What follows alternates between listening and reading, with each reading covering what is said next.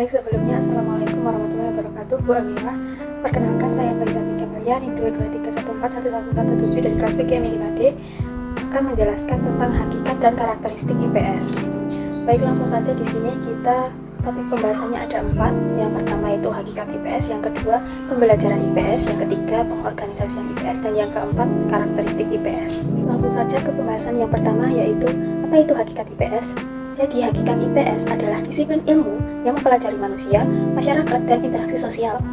IPS meliputi berbagai bidang seperti sejarah, geografi, ekonomi, sosiologi, antropologi, politik, dan psikologi sosial, menurut Rosmalah 2012 halaman 42. Selanjutnya, apa saja yang kita pelajari dalam pembelajaran IPS itu?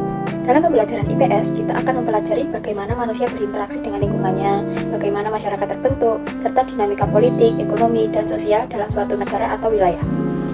Ini mencakup pemahaman tentang perubahan sejarah, geografi fisik dan manusia, struktur ekonomi, serta peran pemerintah dalam mengatur masyarakat.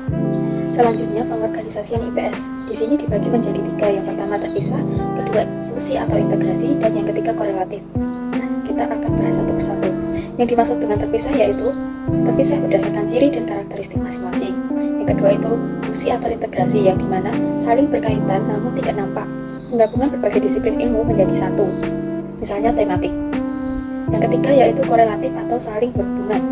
Nah, di sini maksudnya mencari keterkaitan pembahasan antar pokok bahasan. Misalnya, materi kependudukan geografi dengan sejarah, perkembangan penduduk dari masa ke masa.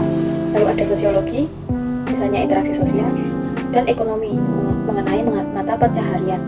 Selanjutnya kita akan membahas karakteristik IPS. Jadi, karakteristik IPS adalah ciri khas atau sifat yang membedakan IPS dengan mata pelajaran yang lain. Di antaranya ada yang pertama, IPS merupakan salah satu mata pelajaran yang diberikan mulai dari SD, MI, sampai SMP maupun SMA. Yang kedua, mata pelajaran IPS disusun secara sistematif, komprehensif, dan terpadu dalam proses pembelajaran menuju kedewasaan dan keberhasilan dalam kehidupan masyarakat. Yang ketiga, kompetensi dasar IPS berasal dari struktur keilmuan geografi, sejarah, ekonomi, dan sosiologi yang dikemas sedemikian rupa sehingga menjadi materi atau topik atau subtema tertentu. Yang keempat, yaitu kompetensi dasar IPS juga menyangkut berbagai masalah sosial yang dirumuskan dengan pendekatan interdisipliner dan multidisipliner. Yang kelima, kompetensi dasar dapat menyangkut peristiwa dan perubahan kehidupan masyarakat. Dan yang keenam, kompetensi dasar IPS menggunakan 3 dimensi dalam mengkaji dan memahami fenomena sosial serta kehidupan manusia secara keseluruhan. Selanjutnya, karakteristik IPS tadi ada 3 sifatnya.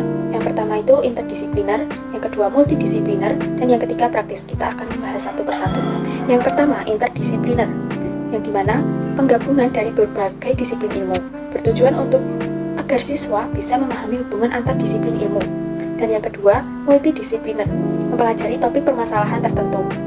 Dan yang ketiga, praktis, mengajarkan siswa dapat mempelajari dalam kehidupan sehari-hari. Jadi kesimpulannya adalah ilmu pengetahuan sosial memiliki peran penting dalam pendidikan, khususnya di tingkat sekolah dasar, sebagai dasar pembentukan kepribadian dan sikap sosial siswa. Melalui pembelajaran IPS, siswa mempelajari berbagai aspek kehidupan manusia dan interaksi sosial, yang mencakup sejarah, geografi, ekonomi, dan sosiologi. Karakteristik IPS yang integratif, kontekstual, dan berbasis nilai menjadikannya relevan dengan kehidupan sehari-hari siswa, serta mendukung perkembangan sikap sosial positif seperti kerjasama dan tanggung jawab. Secara keseluruhan, IPS berkontribusi signifikan dalam mempersiapkan generasi masa depan yang lebih peka dan aktif dalam kehidupan sosial. Sekian yang dapat saya sampaikan, kurang lebihnya mohon maaf. Wassalamualaikum warahmatullahi wabarakatuh.